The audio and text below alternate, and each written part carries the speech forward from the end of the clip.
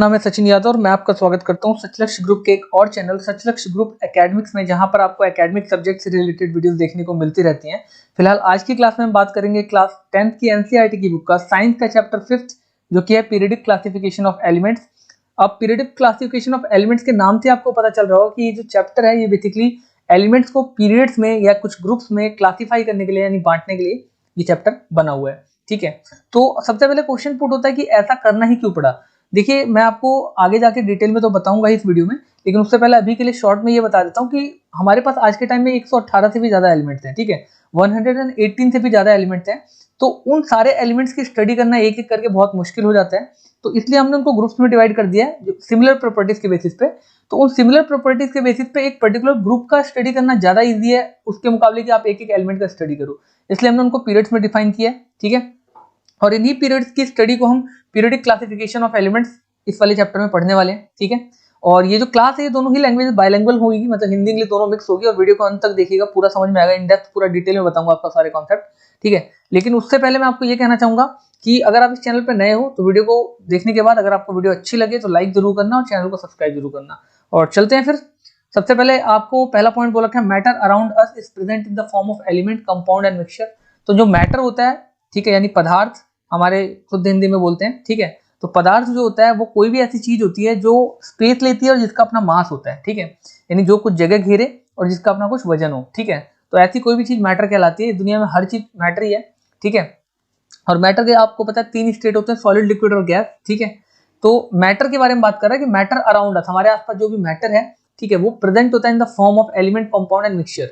तो हमारे आसपास जो भी मैटर है वो या तो एलिमेंट है, या तो कंपाउंड है, या तो मिक्सचर है। ठीक है, अब मैं इन तीनों का एक एक करके आपको मतलब समझा देता हूँ। ठीक है, और एक खास बात यहाँ पर जो आपको नोट करने लायक है वो है फॉर्म।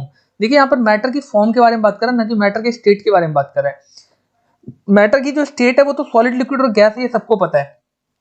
ठीक है, यानी ठोस, द्रव्य और गैस के बारे में हम बात कर चुके हैं। ठीक है, लेकिन हम यहाँ पे बात करेंगे उसके फॉर्म के जिन जिन रूपों में वो मिलता है, यानी एलिमेंट के रूप में मिलता है जिनको तत्व बोलते हैं, कंपाउंड यानी यौगिक, और मिक्सचर यानी कि मिश्रण के रूप में भी मिलता है। तो इन तीनों को थोड़ा सा शॉर्ट में समझ लेते हैं। देखिए, एलिमेंट मतलब तत्व होता है, ये किसी भी चीज की प्योरेस्ट फॉर्म होती है। ठीक है, जिसमें किसी भी तरह का कोई मिलावट नहीं होता है। फॉर एग्जाम्पल, अगर हम हाइड्रोजन की बात करें तो हाइड्रोजन का जो एलिमेंट होगा उसमें सिर्फ हाइड्रोजन होगा, न कि हाइड्रोजन के अलावा कोई और एलिमेंट होगा। कंपाउंड की बात करें तो कंपाउंड आपके यौगिक होते हैं। ठीक है, जिनमें आप कह सकते हो 2 या 2 से ज्यादा सेम टाइप के सिमिलर आइटम्स या एक से अलग अलग एलिमेंट्स भी मिले हो सकते हैं। ठीक है, बट आपको इसमें खास बात बताऊंगा जो कि मिक्सचर से अलग करती है इसको, क्योंकि मिक्सचर और कंपाउंड दोनों ही एक तरीके का मिक्सचर ही है। ठीक है, यानी दोनों में ही मिश्रण होता है, मिलावट होती है, लेकिन दोनों में डिफरेंस बता देता हूँ। इसमें कोई फिक्स रेशियो नहीं होती दो चीजों के मिलने की, लेकिन इसमें एक फिक्स रेशियो होती है। ठीक है, कंपाउंड के अंदर जैसे आप वाटर का एग्जांपल ले लो, वाटर एक कंपाउंड है जो कि हाइड्रोजन और ऑक्सीजन के एटम से मिलकर बना है, और हाइड्रोजन और ऑक्सीजन का इसमें जो रेशियो है वो हाइड्रोजन 1 टाइम है तो ऑक्सीजन का 8 टाइम से ग्राम्स में वजन। ठीक है ना, तो ये 1:8 की रेशियो में हमेशा आपको वाटर मिलेगा, हाइड्रोजन और ऑक्सीजन आपको वाटर के अंदर मिलेंगे। और मिक्सचर जो है वो आपका हमेशा जो है वो किसी भी नॉन, आप कह सकते हो कोई पर्टिकुलर फिक्स रेशियो नहीं जिसमें वो आपको मिलेगा। जैसे अगर हम लेमनॉइड नींबू पानी की बात करें तो नींबू पानी जो है वो एक ऐसा मिक्सचर है जिसमें आप नींबू थोड़ा ज्यादा भी डाल सकते हो। 1 लीटर बात कर लेते हैं, 1 लीटर अगर आप पानी की बात करते हो तो उसमें आप 2 नींबू भी निचोड़ सकते हो अपने स्वाद के अनुसार, या फिर आप 1 नींबू भी उसमें डाल सकते हो। तो ये आपकी मर्जी है, ना कि कोई ऐसा स्पेसिफिक फॉर्मूला है कि हाँ भाई आप 1 नींबू ही डालोगे तभी आपका लेमनॉइड या नींबू पानी बनेगा। आ रही है बात समझ में? तो इसमें कोई फिक्स रेशियो नहीं होता मिक्सचर में, जबकि इसमें एक फिक्स रेशियो होता है। तो यही चीज कंपाउंड को मिक्सचर से अलग करती है। और एलिमेंट तो मैंने आपको बता दिया, प्योरेस्ट फॉर्म किसी भी एटम की। ठीक है, जिसमें कोई भी मिलावट ना हो। अब बात करते हैं elements are substances containing atoms of the only one type. Element जो होते हैं वो ऐसे सब्सटेंस हैं जो एक ही तरह के एटम को कंटेन करते हैं अपने अंदर। जैसा मैंने आपको एग्जांपल में अभी बताया थोड़ी देर पहले कि हाइड्रोजन की अगर बात करते हैं, या Na या मैग्नीशियम, ऑरम यानी कि गोल्ड, किसी की भी बात करो उसमें एक ही तरह का एटम होगा तो वो एलिमेंट कहलाएगा। ठीक है, इसके बाद बात करते हैं देयर आर 118 एलिमेंट्स। आज की डेट में अगर हम बात करें टिल डेट, जब तक ये वीडियो मैं बना रहा हूँ, हो सकता है इसके बाद और भी डिस्कवर हो जाए, लेकिन आज की डेट में हमारे पास 118 यानी 118 एलिमेंट्स मौजूद हैं।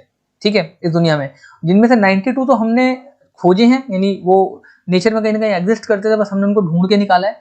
और बाकी के जो बचे हुए थे वो हमने खुद डिस्कवर किए, मतलब बनाया है, इन्वेंट किया, तो मिलाया है, मिला के जैसे अलॉय बनाते हैं ना, उस तरीके से हमने एलिमेंट्स खुद बनाए हैं, 2 या 2 से ज्यादा एलिमेंट्स को मिला के मिक्सचर करके। तो there are 118 elements known to this date, all this have different properties, सबकी अलग अलग प्रॉपर्टीज हैं। तो अब क्वेश्चन पुट करा कि नीड क्या है, जरूरत क्या है पीरियडिक क्लासिफिकेशन की। तो देखिए, to make the study this elements easy, वही मेरी वाली बात आ जाएगी जो मैंने थोड़ी देर पहले आपको जस्ट बताया। इसकी स्टडीज को, जो एलिमेंट्स की स्टडीज उनको इजी बनाने के लिए 118 एलिमेंट्स की स्टडी अगर एक एक करके करेंगे तो कितना टाइम और कितना हेक्टिक पड़ेगा, ये बहुत टाइम कंज्यूमिंग प्रोसेस होगा ये। तो इस चीज को इजी बनाने के लिए this elements have been divided into few groups, इसलिए इन एलिमेंट्स को कुछ ग्रुप में बांट दिया गया।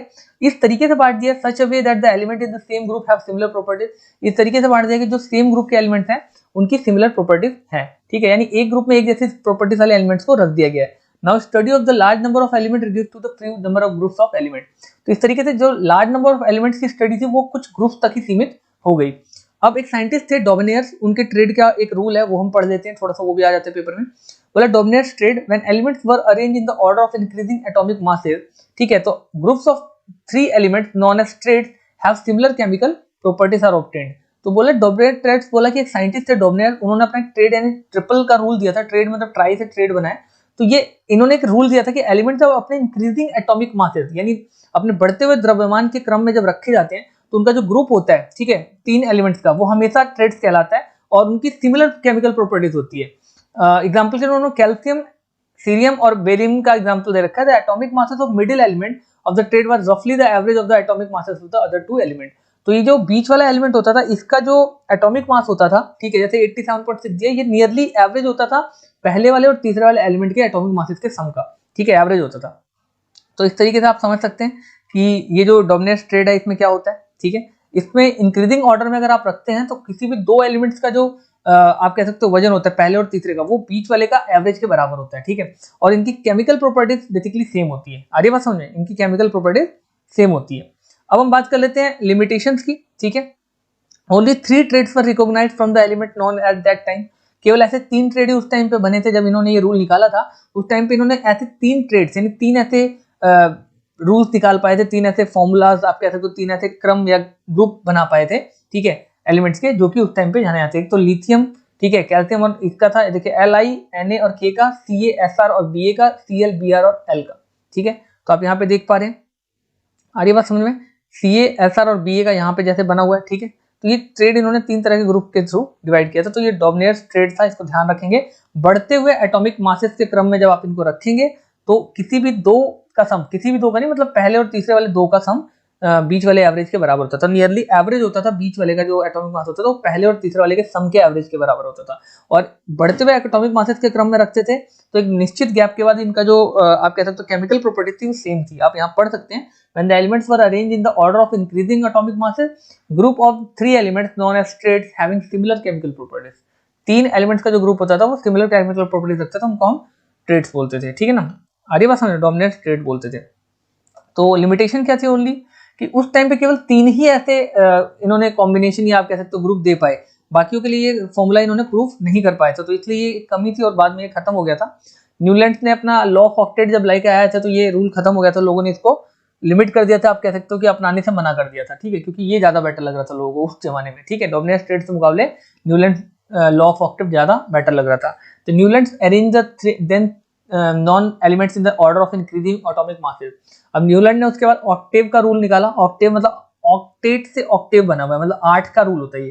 जैसे ट्रेड 3 से बना हुआ है, ट्राई से, ठीक है, 3 से, उसी तरीके से ये 8 से बना हुआ है, ऑक्टेव, ठीक है, ऑक्टेट से ऑक्टेव बना हुआ है। तो Newland arrange the known elements in order of increasing atomic masses, इन्होंने भी इंक्रीजिंग एटॉमिक मासेस के क्रम में रखा, ठीक है, बढ़ते हुए द्रव्यमान के क्रम में, ठीक है, यानी पहले सबसे छोटे वाले का एटॉमिक मास, फिर उसके उससे बड़े, फिर उससे बड़े, इस तरीके से, और फाउंड किया, पाया कि properties of every 8th element is similar to that of first element. और ये चीज पाई कि जो 8वां एलिमेंट है उसकी प्रॉपर्टी सिमिलर होती है हमेशा फर्स्ट एलिमेंट की प्रॉपर्टी के जैसी। आ रही बात समझ में। He compared this to the octave found in music and called the law of octave। इन्होंने इसको कुछ सिमिलर पाया, वो जो सारे गामा पाधानी सा होता है ना हमारा लॉ ऑफ ऑक्टेव, ठीक है, यानी he compared this to octaves found in music। Music में जो ऑक्टेव पाया जाता है वो जो 7 सुरों का सरगम होता है जिसमें एक 8वां सुर भी होता है, सारे गामा पाधानी सा, ठीक है, तो 8 होते हैं, आप जोड़ देना, ठीक है। तो उसके अकॉर्डिंग ऑक्टेव जो होते हैं म्यूजिक की तरह होते हैं, मतलब इनको म्यूजिक का ऑक्टेव बोला जाता है। तो he compared this to the octave found in the music and called the law of Octave, और इसको इस तरीके से लॉ ऑफ ऑक्टेव बोला। वो लॉ ऑफ म्यूजिक था, ठीक है, Octave found in the music, music में ऑक्टेव होते हैं, 7 सुर होते हैं, सुर कह सकते हैं, ऑक्टेव में सुर पाए जाते हैं, ठीक है। तो he compared the octave found in the music, music में जो ऑक्टेव यानी जो सुर पाए जाते हैं उनसे इन्होंने कंपेयर किया इसको और इसको लॉ ऑफ ऑक्टेव बोला। फॉर एग्जाम्पल अगर बात करें प्रॉपर्टीज ऑफ लिथियम सोडियम, ठीक है, were found be the same, जो प्रॉपर्टीज है लिथियम की और सोडियम की वो सेम थी, तो ये न्यूलैंड्स का लॉ ऑफ ऑक्टेव था, ठीक है। लिथियम और सोडियम की जो प्रॉपर्टी थी वो एक जैसी थी, जैसे ये लिथियम है तो इससे सिमिलर ये सोडियम भी आता था, एवरी 8th एलिमेंट, ठीक है ना। तो इस तरीके से अब इनकी लिमिटेशन भी पढ़ना है, ये तो आपने इनका रूल समझा पढ़ा और ये कुछ तरीके से इन्होंने ढूंढ के दिया था। न्यूलैंड ने थोड़ा सा डोमिनियर्स के मुकाबले ज्यादा ढूंढ के दिए थे, डोमिनियर ने 3 ही ग्रुप दिए थे, इन्होंने काफी सारा दिया था, देख सकते हैं आप। लेकिन इनकी भी कुछ लिमिटेशन थी जिसकी वजह से इनको भी नकार दिया गया था बाद में, तो लिमिटेशन पढ़ लेते हैं। It was applicable up to the calcium, ये केवल कैल्शियम तक ही एप्लीकेबल था, ठीक है। बात समझ में आ रही है आपको, ये केवल कैल्शियम तक ही एप्लीकेबल था। तो बोला कि कैल्शियम तक एप्लीकेबल था फॉर लाइटर एलिमेंट्स ओनली, और हल्के एलिमेंट्स के लिए केवल एप्लीकेबल था। Properties of new discovered element did not fit into the law of Octave, जो नए एलिमेंट डिस्कवर किए थे वो फिट नहीं हो पा रहे थे लॉ ऑफ ऑक्टेव के अंदर, तो उस चीज को हमने फिट करने के लिए हमने into the table Newlands put even 2 elements, ठीक है, put even 2 elements together in one slot and 2 in the column of unlike elements having very different properties. तो इस चीज को इन्होंने सेट करने के लिए क्या किया, एक कॉलम टाइप बनाया, ठीक है। तो जिनके प्रॉपर्टीज सिमिलर थी उनको एक जैसे में डाला और जिनकी प्रॉपर्टीज अलग थी उनको उन्होंने अलग डाल दिया, ठीक है ना। तो ये बात समझ में, देखिए ऊपर लिखा भी है सा रे गा मा पा धा नी, ठीक है, आ रही बात समझ में। तो इस तरीके से इन्होंने इसको कर दिया था। तो अब हम बात करते हैं elements are periodic function of their atomic. अब हम बात कर लेते हैं थोड़ा सा यहाँ पर, to fit element into his table Newlands put into elements together in one slot and that 2 in the column of unlike elements having very different properties. तो सिमिलर वालों को एक साथ डाल दिया था और जो डिसलाइक थे या आप कह सकते हो अलग थे प्रॉपर्टीज इनकी, उनके कॉलम्स को अलग कर दिया था। Unlike element having very different properties उनको अलग कर दिया था, अलग स्लॉट में डाल दिया था। इसके बाद ये भी कुछ हद तक गलत साबित हुए थे, तो फिर मेंडलीव की पीरियडिक टेबल आई थी। When elements are arranged in the order of increasing atomic masses the element with the similar properties occur at regular intervals, ठीक है। तो जो एलिमेंट्स थे जो अरेंज किए जाते थे इंक्रीजिंग एटॉमिक मासेस के रूप में, ठीक है, the element with the similar properties, जिनकी सिमिलर प्रॉपर्टीज इन एलिमेंट्स की वो रेगुलर इंटरवल्स पे ऑकर हो रहे थे।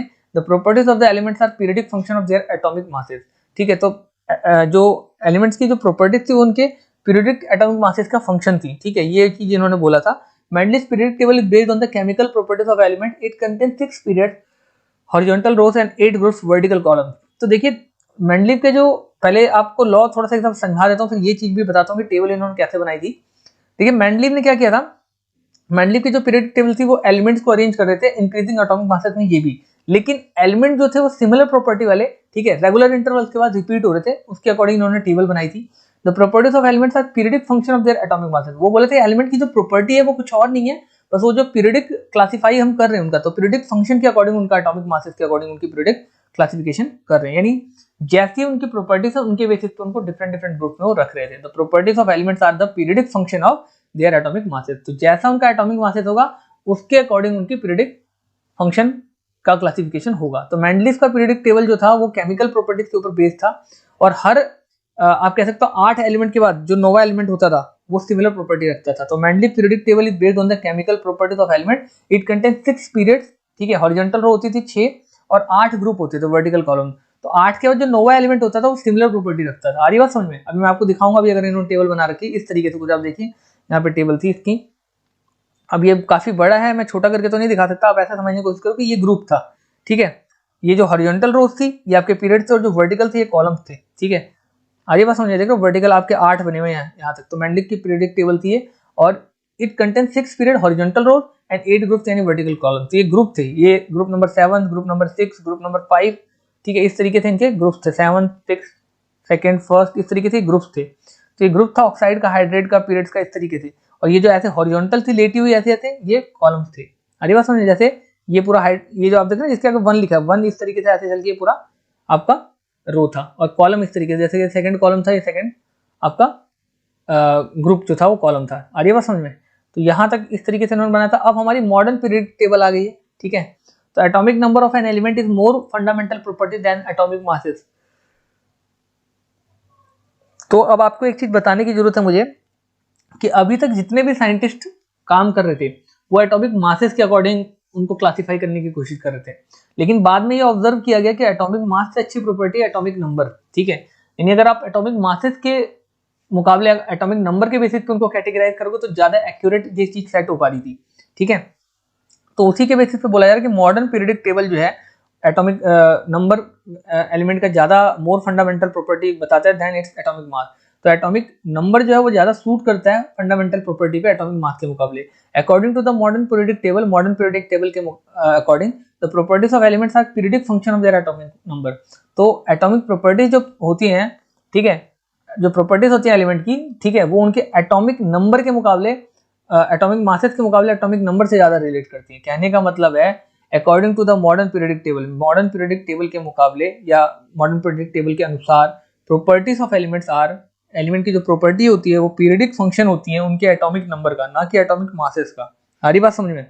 तो जितनी भी कमियां थी, एनोमलीज थी मेंडलीव की क्लासिफिकेशन की, वो इस तरीके से जब हमने एटॉमिक नंबर के बेसिस पे क्लासिफाई किया एलिमेंट्स को, तो प्रॉपर्टीज आपस में मिलने लग गई, सिमिलरिटी होने लग गई और ये सारी कमियां दूर हो गई। तो एटॉमिक नंबर ज्यादा अच्छा एक्यूरेट तरीका रहेगा एटॉमिक मासेस के मुकाबले, जो कि पहले के साइंटिस्ट कर रहे थे। तो ये हमारी मॉडर्न पीरियोडिक टेबल ही आपको एनसीईआरटी की बुक में भी मिल जाएगी, तो वहां से आप चेक कर लीजिएगा। यहाँ पर हॉरिजॉन्टली इन्होंने इसको दे रखा है तो थोड़ा सा आपको दिक्कत हो जाएगी।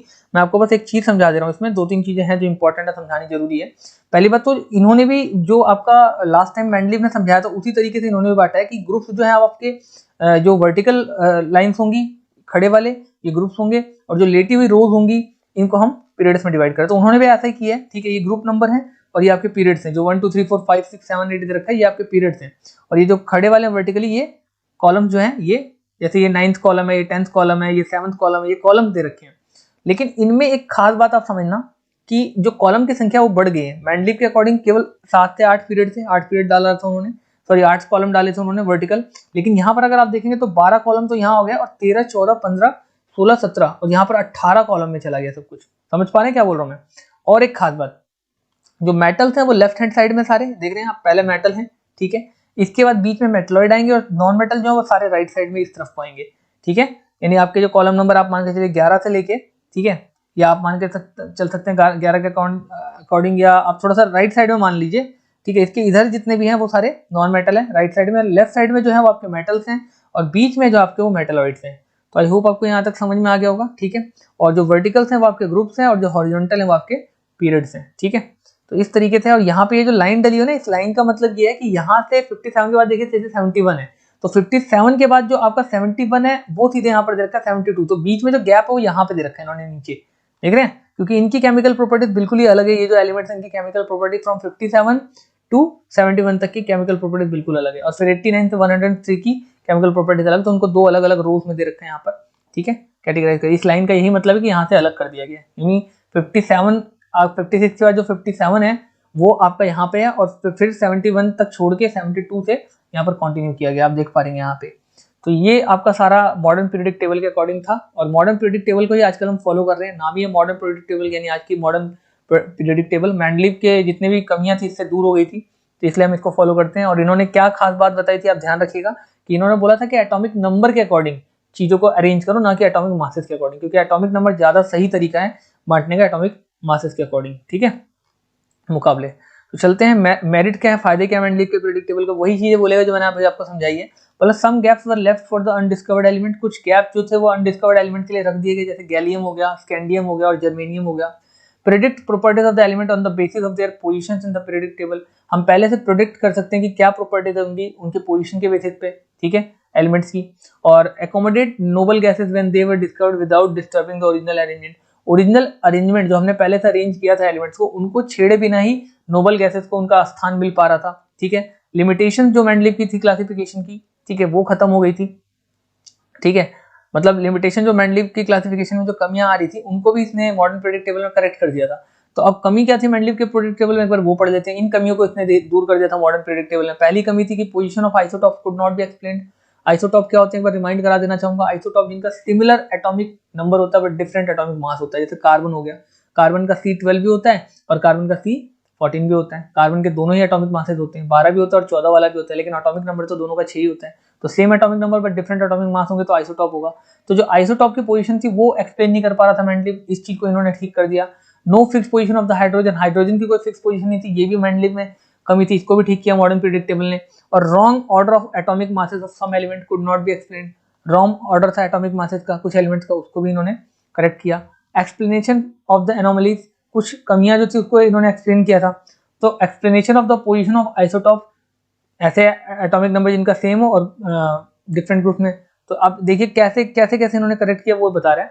पहले बोला explanation for the position of isotopes. अब आइसोटॉप्स की पोजीशन के लिए क्या एक्सप्लेनेशन दिया कि same atomic number put at one place in the same group. Same atomic number वाले जो होंगे, ठीक है, उनको एक प्लेस में एक ग्रुप के अंदर आप डालेंगे। Cobalt with atomic number 27 came first and निकल 28 शुड कम लेटर। तो एटॉमिक नंबर के अकॉर्डिंग बांटना आसान था कि जिसका एटॉमिक नंबर पहले आ रहा है उसको पहले रखेंगे और बाद वाले को बाद में रखेंगे। एग्जांपल के लिए कोबाल्ट जिसका एटॉमिक नंबर 27 उसको पहले और निकल जिसका एटॉमिक नंबर 28 उसको बाद में रखेंगे और आना चाहिए। Unlike the atomic masses, atomic number is always a whole number. Atomic masses जैसे पॉइंट्स में भी आ जाते थे कई बार, तो उस तरीके से एक कुछ पॉइंट में आने के चक्कर में गलतियां हो जाती थी, जबकि एटॉमिक नंबर हमेशा होल नंबर में होते हैं तो ये ज्यादा एक्यूरेट शो करते हैं। So there is no element between hydrogen and helium, इसलिए हाइड्रोजन और हीलियम के बीच में कोई भी एलिमेंट नहीं आता था। हाइड्रोजन और हीलियम का एटॉमिक नंबर के बेसिस पे बांटने पे ये जो इनमें कंफ्यूजन कॉन्फ्लिक्ट होता था वो हमेशा के लिए ठीक हो गया। और एटॉमिक नंबर की बात करें, it is denoted by Z. Atomic number जो है वो जेड से डिनोट किया जाता है and equal to the number of protons in the nucleus of an atom. एक एटम में जितने भी प्रोटॉन्स होते हैं वही किसी भी एटम का एटॉमिक नंबर होता है। मॉडर्न पीरियोडिक टेबल है 18 vertical column. Modern periodic table में 18 वर्टिकल कॉलम होते हैं जिनको मैं आपको बता चुका हूँ ग्रुप कहते हैं, ठीक है, और 7 हॉरिजॉन्टल रोज होते हैं जिनको पीरियड्स बोलते हैं। है तो ये मेंडलीव के पीरियोडिक टेबल की तरह ही, ठीक है, बस इसमें क्या है कि एटॉमिक मासेस की जगह एटॉमिक नंबर के बेसिस पे क्लासिफिकेशन किया गया है, जो कि ज्यादा एक्यूरेट साबित होता है। Element with same number of valence electrons are placed in the groups. ज्यादा जो same number of valence electron होता है, वैलेंस इलेक्ट्रॉन क्या होता है एक बार वो समझ लो। वैलेंस इलेक्ट्रॉन जो आउटर आपकी शेल होती है किसी भी एटम की, आउटर मोस्ट शेल जिसमें इलेक्ट्रॉन्स घूमते रहते हैं, तो जितने भी इलेक्ट्रॉन्स उसके पास लेने के लिए या देने के लिए आउटर मोस्ट सेल में होते हैं, या तो वो उन इलेक्ट्रॉन्स को दे देता है, ठीक है, और उसके बाद स्टेबल हो जाता है, या तो फिर किसी के साथ वो कंबाइन कर लेता है, या तो फिर वो किसी से ले लेता है। तो ये जो आउटर मोस्ट सेल में जो इलेक्ट्रॉन्स होते हैं, नंबर ऑफ इलेक्ट्रॉन्स लेने या देने के लिए, इन्हीं को हम वैलेंस इलेक्ट्रॉन्स बोलते हैं। तो वैलेंस इलेक्ट्रॉन के बेसिस पे element with the same number of valence electrons are placed in the same group. For example, अब देखिए इसके भी आउटर मोस्ट सेल में 1 इलेक्ट्रॉन है जो कि ये देगा, इसके में भी, ठीक है, लिथियम में भी, सोडियम में भी और पोटेशियम में भी एक एक इलेक्ट्रॉन आउटर मोस्ट सेल में यानी वैलेंस इलेक्ट्रॉन है, तो इनको एक ग्रुप में रखा गया था, ठीक है ना। आगे बात समझो, तो इस आउटर मोस्ट इलेक्ट्रॉन के बेसिस पे या कह सकते हो वैलेंस इलेक्ट्रॉन के बेसिस पे इन्होंने इसको कैटेगराइज किया था।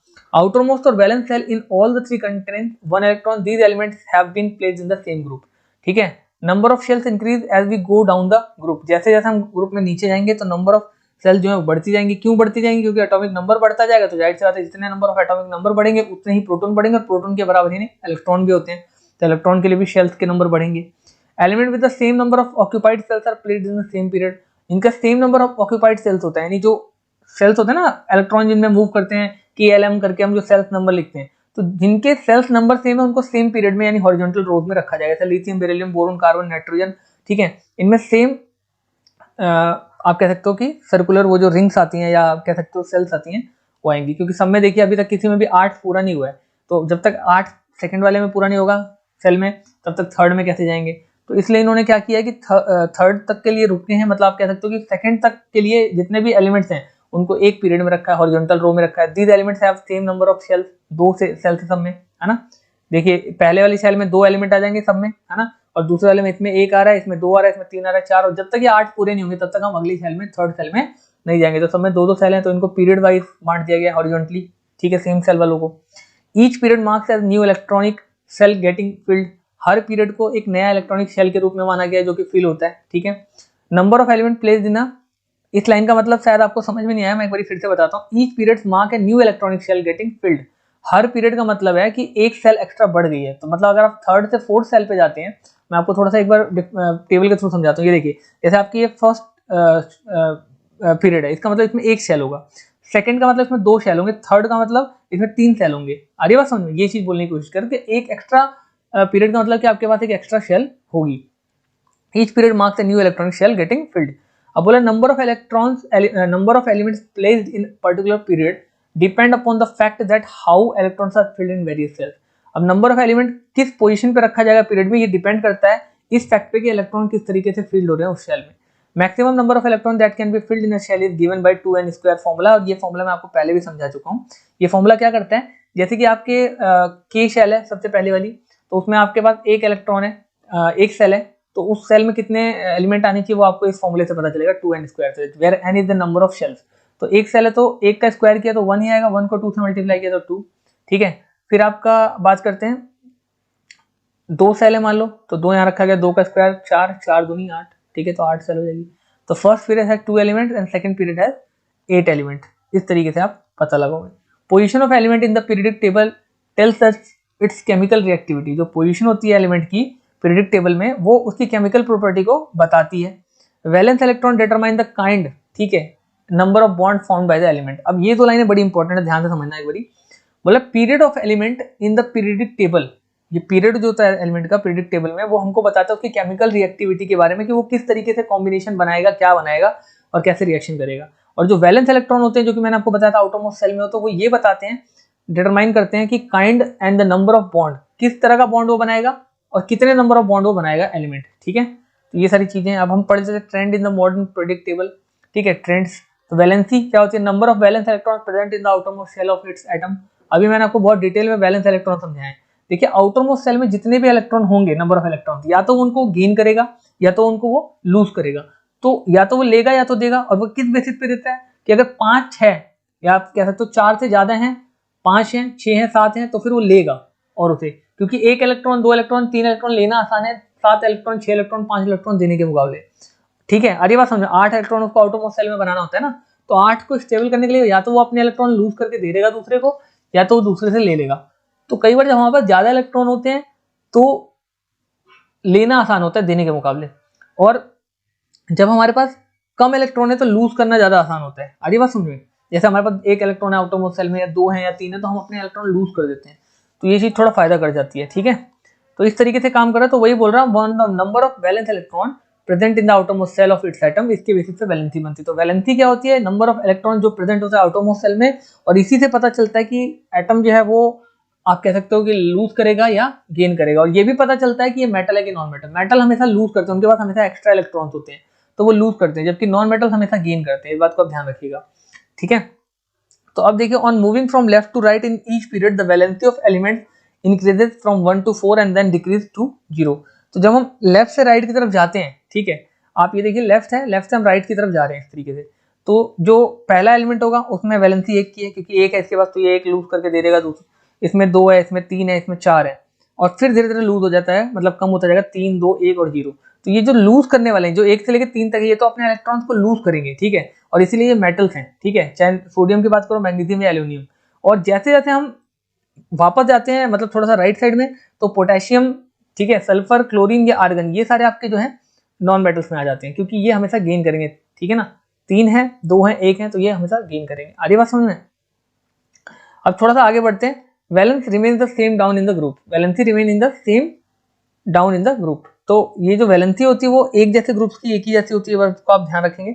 एटॉमिक साइज की बात कर लेते हैं। Atomic size refers to the radius of an atom. Atomic size जो होती है एक रेडियस कहलाती है किसी भी एटम की। इट मे बी विजुअलाइज, ये देखी जा सकती है, between the centre of the nucleus and the outermost shell. ये आपने सर्कल में भी पढ़ा होगा। देखिए रेडियस क्या होता है, सेंटर से आपके सर्कमफेरेंस तक की जो दूरी होती है उसको रेडियस बोलते हैं। तो यही एटॉमिक साइज भी कहलाता है। एटॉमिक साइज रिफर करता है रेडियस कितनी है एटम की, जितनी बड़ी रेडियस होगी उतना बड़ा एटम का साइज होगा, और वही distance between the centre of the nucleus and the outermost cell.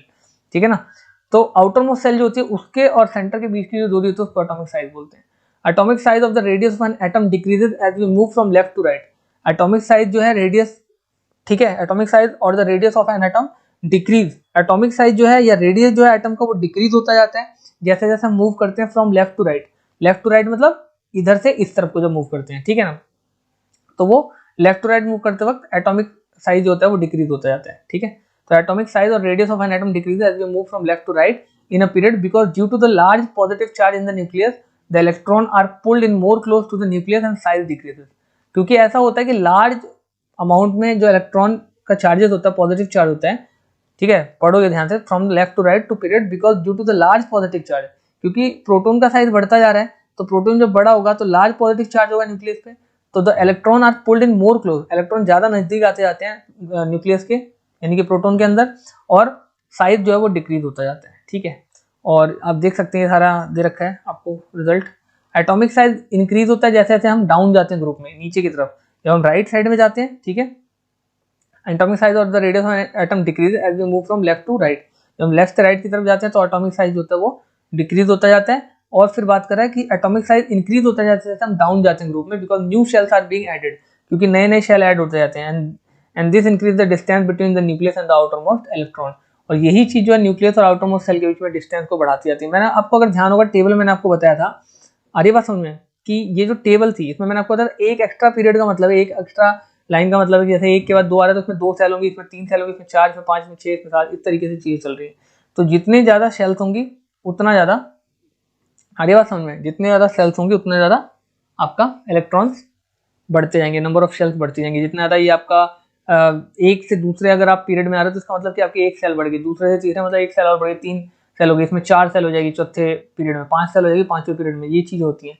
तो जैसे जैसे आप कह सकते हो सेल्स बढ़ती जाती है वैसे वैसे न्यूक्लियस के आउटरमोस्ट इलेक्ट्रॉन्स की दूरी भी बढ़ती जाती है। तो उसी चीज के बारे में यहाँ कहा है इसने, मैं एक बार पढ़ा देता हूँ। पहला, atomic size increases as we move down the group because new shells are being added, because नए नए सेल जुड़ते जाते हैं जैसे जैसे हम ग्रुप में नीचे जाते हैं, पीरियड्स में नीचे जाते हैं। This increase the distance between the nucleus, जब इससे हम इस पीरियड पे जाएंगे, ठीक है, डाउन जाएंगे, जब इससे इस पीरियड पे जाएंगे तो सेल्स बढ़ती जाएंगी, और जैसे जैसे सेल्स बढ़ेंगे डिस्टेंस बढ़ता जाएगा न्यूक्लियस और आउटरमोस्ट इलेक्ट्रॉन के बीच में। और जब डिस्टेंस बढ़ता जाएगा तो जाहिर सी बात है कि उनका जो पॉजिटिव अट्रैक्शन फोर्स था, जो यहाँ पे पॉजिटिवली चार्ज पार्टिकल्स अट्रैक्ट कर रहे थे प्रोटॉन के न्यूक्लियस के अंदर से इलेक्ट्रॉन्स को, वो चीज खत्म होती जाएगी और इसलिए एटम का साइज बढ़ता जाएगा। ठीक है ना, ध्यान रखेंगे। अब मेटेलिक कैरेक्टर की बात कर लेते हैं। Metallic character mean the tendency of an atom to lose electron. Metallic character का मतलब होता है कि इलेक्ट्रॉन की जो टेंडेंसी होती है इलेक्ट्रॉन को लूज करने की, मतलब एलिमेंट्स की जो टेंडेंसी होती है इलेक्ट्रॉन को लूज करने की, उसको मेटेलिक कैरेक्टर बोलते हैं। मैंने आपको बोला ना थोड़ी देर पहले मेटल लूज करते हैं इलेक्ट्रॉन्स को, तो वही बोला metallic character means the tendency of an atom, एक एटम की वो टेंडेंसी जिससे वो इलेक्ट्रॉन को लूज करता है। लूज करेगा, अगर वो मेटल है तो लूज करेगा, प्रॉपर्टी उसकी। Metal occupy the left hand side of the period table, ये भी मैंने आपको बताया था कि जो पीरियड्स हैं, ठीक है, उसमें जो आपके एलिमेंट्स हैं, ठीक है, वो हमेशा लेफ्ट साइड में मेटल्स होते हैं। देखिए मेटल्स का दे रखा है यहाँ से यहाँ तक, ये पूरा आपका जो है ये मेटल का पोर्शन, ये पूरा आपके मेटल्स है। ठीक है, आगे बात समझे। फिर मेटलॉइड आपके बीच में आते हैं, ठीक है, और नॉन मेटल आपके राइट साइड में इधर की तरफ आते हैं। ठीक है, तो ये मैं आपको सब बता चुका हूँ, बस आपको पढ़ा रहा हूँ। चलते हैं थोड़ा सा और आगे। तो metal occupied the left hand side of the period table. On moving left to right in the period, the metallic character of an element decreases because the effective nuclear charge increases. It means tendency to lose electron decreases. Effective nuclear charge बढ़ता जाता है जिससे कि tendency जो है वो loose करने के इलेक्ट्रॉन, आदत जो है इलेक्ट्रॉन को लूज करने की, वो घटती जाती है। मेटल्स आर इलेक्ट्रोपॉजिटिव, मेटल जो होते हैं वो इलेक्ट्रोपॉजिटिव होते हैं, as they tend to lose electron while forming bond. Metal जो है वो इलेक्ट्रोपॉजिटिव होते हैं, अपनी टेंडेंसी जो होती है लूज करने के इलेक्ट्रॉन की, वो बॉन्ड बनाने की, वो मेटल्स आर इलेक्ट्रोपॉजिटिव। मेटल जो है इलेक्ट्रोपॉजिटिव होते हैं, यानी उनके पास एक्स्ट्रा आप कह सकते हो इलेक्ट्रॉन होते हैं ताकि वो लूज कर सकें। तो इलेक्ट्रोपॉजिटिव होते हैं, उनके पास पॉजिटिव इलेक्ट्रॉन्स होते हैं, एक्स्ट्रा इलेक्ट्रॉन्स होते हैं, तो उनकी टेंडेंसी होती है लूज करने के इलेक्ट्रॉन्स को जब वो बॉन्ड बनाते हैं। तो metallic character increases as we go down in the group as the effective nuclear charge is decreasing. Metallic character बढ़ती जाती है जैसे जैसे हम ग्रुप में नीचे आते हैं, इफेक्टिव न्यूक्लियर चार्ज उसका डिक्रीज होते जाता है। ठीक है, तो metallic character increases as we go down in a group as the effective nuclear charge is decreasing, जैसे जैसे इफेक्टिव न्यूक्लियर चार्ज डिक्रीज होता जाता है। नॉन मेटेलिक कैरेक्टर की अगर हम बात करें, नॉन मेटल्स आर इलेक्ट्रोमैग्नेटिक। ठीक है, नॉन मेटल्स आर इलेक्ट्रोनेगेटिव, वो इलेक्ट्रोपॉजिटिव होते हैं मेटल्स और ये इलेक्ट्रोनेगेटिव होते हैं, मतलब इनके पास नकारात्मक इलेक्ट्रॉन होते हैं। कहने का मतलब कि इनके पास लूज करने के लिए कुछ नहीं होता, ये बल्कि और चाहते हैं, ये नेगेटिव होते हैं, इनको और चाहिए होता है, लूट लो बस। Non metals are electronegative as they tend to form bond by gaining electrons. ठीक है, इलेक्ट्रॉन को गेन करके बॉन्ड बनाते हैं। Non metals occupy the right side of the period, मैं आपको ऊपर दिखा चुका हूँ। Non metal characters increase across a period because due to increase in the effective nuclear charge. Non metallic character जो होते हैं वो इंक्रीज करते हैं, ठीक है, एक पीरियड को due to increase in the effective nuclear charge, that means tendency to gain electron increase. जैसे जैसे ये अपना इफेक्टिव न्यूक्लियर चार्ज होते जाते हैं, इनकी टेंडेंसी इलेक्ट्रॉन को गेन करने की बढ़ती जाती है। Non metallic character decreases as we move down in the group. ठीक है, नॉन मेटलिक कैरेक्टर जो है वो डिक्रीज करते जाती हैं, ठीक है, due to decrease in the effective nuclear charge experienced by the valence electron, thus the tendency to gain electron decreases। ठीक है, ये जो होता है इफेक्टिव न्यूक्लियर चार्ज इन पे जो है वो डिक्रीज होता जाता है और इसलिए bye the valence electron thus the tendency to gain electron decreases, तो इसलिए टेंडेंसी इलेक्ट्रॉन को गेन करने की घटती जाती है। ठीक है, ये पूरी लाइन बहुत इंपॉर्टेंट है, जैसे मेटल में था सेम उसी तरीके से आप समझ सकते हैं। बोला नॉन मेटलिक कैरेक्टर जो है वो डिक्रीज करते हैं as we move down in the group, जैसे जैसे हम ग्रुप में नीचे आते हैं तो नॉन मेटलिक कैरेक्टर जो है वो घटता जाता है। क्यों घटता है, उसका रीजन है इफेक्टिव न्यूक्लियर चार्ज उन पे जो है जो एक्सपीरियंस करते हैं वो वैलेंस इलेक्ट्रॉन का, ठीक है, वो by the valence electron thus the tendency to gain electron decrease, इसलिए टेंडेंसी जो होती है वो इलेक्ट्रॉन को लूज करने की वो घट जाती है। In the middle of the period periodic table के मिडिल में वी हैव सेमी मेटल्स और मेटलॉइड्स। बीच में मैंने आपको दिखाया था कि मेटलॉइड होते हैं और राइट साइड में आपके नॉन मेटल्स होते हैं, लेफ्ट साइड में आपके मेटल्स होते हैं। Because they exhibit some properties of the metal and non metal. इनको मेटलॉइड इसलिए बोलते हैं क्योंकि मिक्सचर होते हैं एक मेटल या नॉन मेटल का, या फिर दो या दो से ज्यादा मेटल्स या नॉन मेटल्स का। तो इनमें मेटल और नॉन मेटल दोनों के गुण होते हैं, ठीक है, इसलिए इनको सेमी मेटल्स भी बोलते हैं या मेटलॉइड्स बोलते हैं। और इनमें दोनों की ही प्रॉपर्टीज होती है, मेटल और नॉन मेटल की, इसी बात को बोल रहे हैं। Oxides of metals are basic in nature, ठीक है, मेटल के जो ऑक्साइड होते हैं वो बेसिक होते हैं नेचर में, यानी उनका जो प्रॉपर्टीज होते हैं वो बेसिक होते हैं, while the oxide of non metals are acidic in nature. तो मेटल के जो ऑक्साइड बनते हैं वो बेसिक होते हैं नेचर में, और नॉन मेटल के जो ऑक्साइड होते हैं वो एसिडिक होते हैं नेचर में।